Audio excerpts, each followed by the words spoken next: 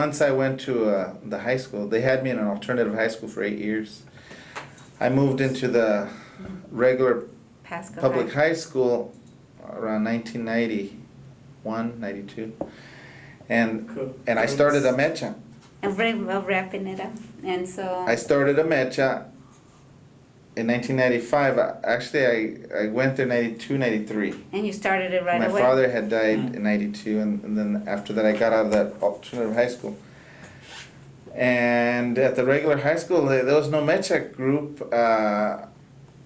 and there was something called Movimiento Estudiantil Latino, and there was a Puerto Rican teacher But that had that going. But then he went, and there was and nothing then they wanted me to continue with Movimiento Estudiantil Latino, and I said, well, and this was another teacher that had them. I said, I'd rather form a MEChA club. And you did. And to this day it exists. And actually, I don't know if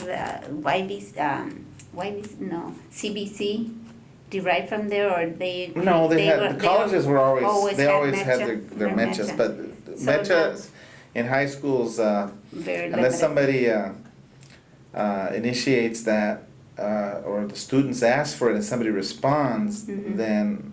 then you see them. And this past year, we helped Kennewick get one.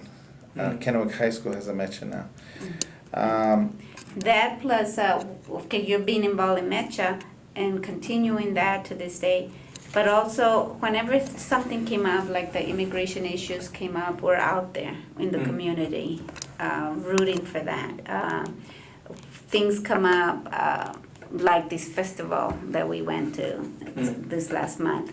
We get ourselves involved because we still feel that, no matter what little difference, can be done, we should be a part of it. We should try somebody's. Another thing that I got started at the school was Mexican American history class. Yes. I had to call it Mexican American history class to sell it better. Yeah. And it was not just a matter of selling it. It was there was no room in the schedule according to the higher uppers. Whoever. They said there's no room for that. But the WASL came along, and There's all kinds of. they shifted a lot of social studies classes to the middle school because the WASL's taking the 10th grade, so they better get a whole bunch of social studies before the 10th grade. So when they did that, there was some electives that came up. We already had our curriculum written out, my friend and I, Francisco Segura,